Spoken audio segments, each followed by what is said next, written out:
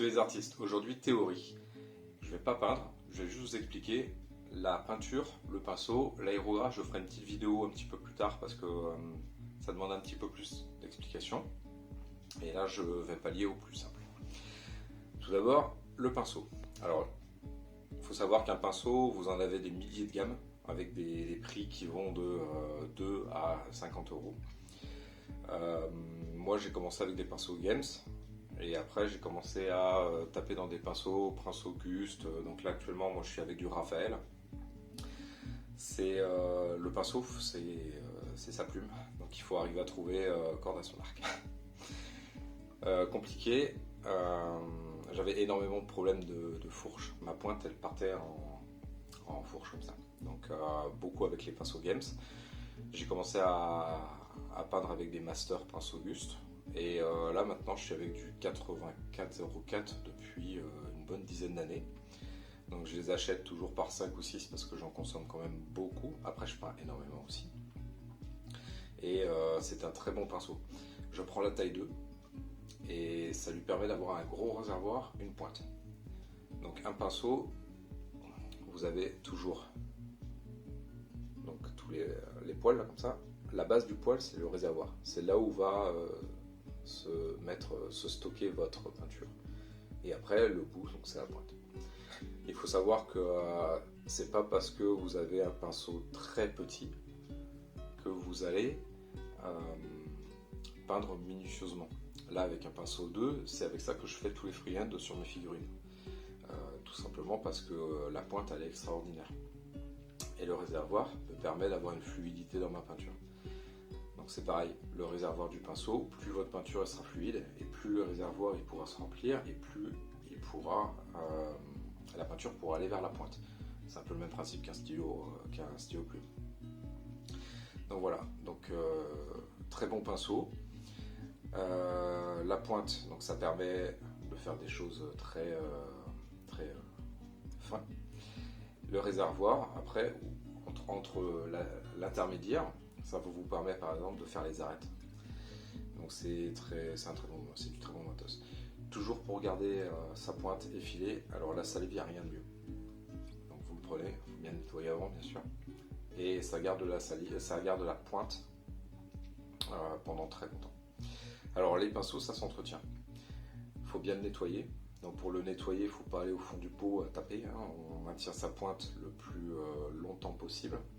Donc ça c'est le pinceau que j'achète à peu près 12 euros. Donc j'ai pas envie de payer 12 euros pour faire 10 figurines. Donc il faut que je les entretienne. Donc c'est pour ça qu'il faut bien le nettoyer.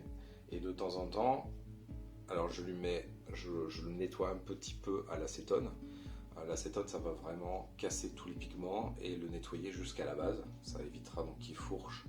Et ensuite vous avez des restaurateurs de pinceaux. Alors ça c'est un restaurateur Prince Auguste, vous en avez plein de gammes, c'est le premier que je teste et j'ai trouvé qu'il était vraiment intéressant. Pourquoi je dis ça, c'est que la première fois que je l'ai testé, j'ai retrouvé la sensation d'un pinceau neuf alors que mon pinceau était vraiment usé. C'est-à-dire que on le sent pas, mais au fur et à mesure que vous allez peindre, là votre pinceau, les poils ils sont doux et au fur et à mesure en fait ils vont devenir rugueux. La peinture donc elle sera moins fluide, il y aura plus d'accroche. Et ben vous aurez un matériel qui va être enfin moi c'est pas que ça me dégoûte de la peinture, mais j'en vais avoir marre de peindre. Quand je reprends un nouveau pinceau, ça me donne un petit peu de hype et puis j'ai envie de peindre encore et encore. Donc là avec le restaurateur de pinceau, vous allez retrouver votre pinceau presque à l'état neuf avec cette douceur au niveau des poils. Donc ça c'est pour le pinceau.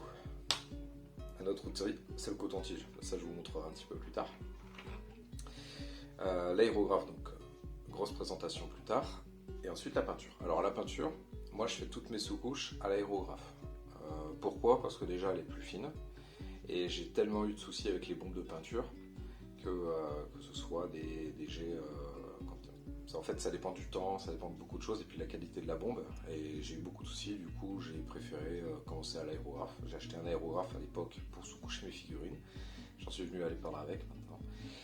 Et puis au final c'est au niveau rentabilité et surtout au niveau du prix. Il n'y a rien à voir. Une bombe de prix, que ce soit Army Painter ou Game Workshop, vous en avez à peu près pour 15 euros. Là, un pot comme ça, vous en avez pour 20 €. Mais là, je commence à le finir. Ça fait presque 6 mois, même plus peut-être. Et j'ai fait au minimum 300 figurines. Je dis 300, mais je pense que je suis loin du compte. Que ce soit du gros géant ou petit fantassin. Et puis ça va peut-être plus vite. Enfin, c'est plus délicat. Vous allez vraiment un petit peu partout avec un aérographe. Donc c'est bien. Mais c'est rentable. 20 €, 300 figurines avec les bombes. Juste en faisant de la sous-couche, si vous avez énormément de figurines chez vous, que vous peignez énormément, c'est très rentable. Donc là, je vous ai sorti le noir, le blanc. Sachez qu'après, il y a pas mal de petites déclinaisons de sous-couche. Moi, j'utilise que ces deux-là, parce qu'après, je fais de l'azénithal. Donc ça, je vous apprendrai ça aussi dans une vidéo pour l'utilisation de l'aérographe. Et après, des peintures, vous en avez toute une gamme. Alors, je vous ai sorti toutes celles que j'ai testées. Moi, j'aime bien tester toutes ces gammes de peinture. La Games. Donc, la Games, c'est une valeur sûre. Par contre, leur peau, je trouve ça nul. Alors, avant, je trouve que plus ils sortent, ils ont soi-disant amélioré leur gamme de peau. Moi, je trouve que c'est pire en pire. Et elle sèche. Alors, c'est une des peintures les plus chères. Et en plus, vous utilisez que la moitié du pot si vous ne mettez pas du liant à l'intérieur. Donc voilà, si vous avez ce problème de peau qui sèche, avant que ce soit vraiment tout sec, et que quand ça devient bien pâteux, vous mettez du liant à l'intérieur, vous le mélangez, et puis vous faites durer votre peau jusqu'au fond. Parce que bon, je prends le Bestial Bone par exemple, le Bleach Bone, alors je crois qu'il a changé de nom maintenant, ça c'est des peaux, vous utilisez la moitié, et après il faut jeter le reste. Donc avec du liant, vous le mélangez et puis vous essayez de le faire durer. Les encres, ça sèche pas et elles sont magiques. Donc si vous aimez ça, moi j'aime ça et j'en consomme énormément, j'en ai toujours 2-3 pots à la maison. Alors il y a la contraste maintenant, la contraste j'en ai pas mis parce que je l'ai pas utilisé, ça me convient pas. Après je l'ai pas utilisé donc peut-être que c'est miracle, mais c'est vraiment pas mon type de peinture du tout. Par contre j'ai des copains qui n'ont pas un niveau très costaud en peinture et qui me font des miracles avec, c'est vraiment des miracles. Donc après si cette gamme elle vous va, gardez cette gamme, ne changez rien. Et après donc là plein de pots, alors la Prince Auguste je l'utilise depuis longtemps, je trouve qu'elle a un très bon pouvoir couvrant, par contre elle tient pas trop. Alors après bon, Prince Auguste c'est connu pour peindre des figurines plutôt de collection qui vont dans la vitrine que des figurines de jeu. Donc la peinture elle tient un peu moins bien. Donc ça c'est la gamme Color. Elle est pas mal. Alors je vous ai mis 2 pots, pourquoi? Parce que le bleu turquoise c'est un de mes pots préférés. Et je peins que mon bleu turquoise avec. Le rouge, il est très bien, mais il a un petit aspect brillant. Donc après en le mélangeant à d'autres figurines, il retrouve son mat. Mais bon après ça reste un bon rouge également. J'ai testé Skalcolor.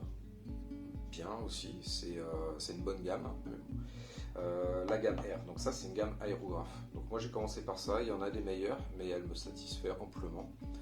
Et ils ont des pots alors ça c'est vraiment que pour l'aérographe, mais vous pouvez peindre au pinceau au final. Donc elle a un pouvoir couvrant qui est très léger. Par contre vous avez des peintures comme le mitril. J'utilise que le mitril de PA pour faire au pinceau.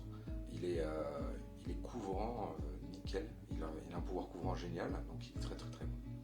Et alors ça c'est la P3, donc c'est à l'époque où je jouais à War Machine, j'avais testé leur peinture. Bon c'est bien, j'ai vite abandonné parce qu'au final leur stock est assez compliqué, donc j'ai pas continué. J'ai mis de côté Christophe World, donc là j'ai commencé à utiliser leur gamme, elle est vraiment sympa et ils ont plein de pots un peu atypiques. Dernièrement non, ça fait quelques temps maintenant, ils ont sorti une gamme de métal iridium, donc selon comment vous regardez votre figurine, vous aurez des reflets. Donc c'est pas mal, j'ai fait mes Alpha Légion comme ça, donc qui ont des reflets bleus et verts. C'est bien, c'est pas non plus, c'est pas la panacée, hein. Ça va pas passer d'un bleu à un vert intense, mais les reflets sont vraiment sympathiques à utiliser que sur une sous-couche de noir. J'ai fait tous les tests, il n'y a que sur la sous-couche de noir que ça flash énormément. Je vous ai mis Molotov, donc ça c'est mon chrome. Donc c'est une recharge de bombe pour ta gueule. C'est avec ça que je fais le chrome. J'essaierai de faire un petit tuto. Et des pigments. Alors les pigments, je les utilise, donc là je vous ai mis ça, je les utilise pour faire la rouille. C'est magique. Et vous le faites avec le coton-tige, ça prend pas trop de temps. Alors moi j'utilise, là je vous en ai mis qu'un, mais pour vraiment faire de la belle rouille, il faut faire marron, orange foncé, orange clair, tout au pinceau, puis après vous enlevez le surplus, tout au coton-tige, et vous enlevez le surplus. Ça a un très bel effet. Voilà pour la peinture. Donc la peinture, elle est composée d'un liant et de pigments. Donc les pigments c'est ça, le liant c'est ça. Plus vous aurez de liant, et moins vous aurez un pouvoir couvrant. Plus vous aurez de pigments, et plus vous aurez un pouvoir couvrant, mais moins ça tiendra. Voilà. Pourquoi je vous le dis ça, c'est parce que par rapport à la dilution de votre peinture. Donc la peinture, c'est vrai qu'on a tendance à toujours la diluer, c'est plus pour avoir une fluidité et pour voir moins les coups du pinceau. C'est bien plus beau. Je crois que j'ai fini pour cette petite vidéo. J'ai vu ça sur un live de Tabletop Notes. Alex utilise les pinceaux Green Stuff World. Donc a priori une gamme Silver et Gold. Lui il est en un Silver, a priori il consomme bien les pinceaux et puis il les maltraite. Donc pourquoi pas, je vais essayer la prochaine fois selon ses petits conseils. N'hésitez pas à aller voir les chaînes de peinture. Donc il y en a pas mal sur internet, il y en a vraiment des très bonnes, comme AS Miniature, il fait des très bons tutos même pour les débutants. Et puis voilà, puis après, bon, les live peinture, moi je les suis, comme Alex par exemple des notes, qui fait des lives de 4 heures, moi ça me permet de parler aussi pendant 4 heures à écouter, et puis il est très apaisant comme type, voilà. Allez, je vous souhaite une bonne journée, à bientôt, ciao.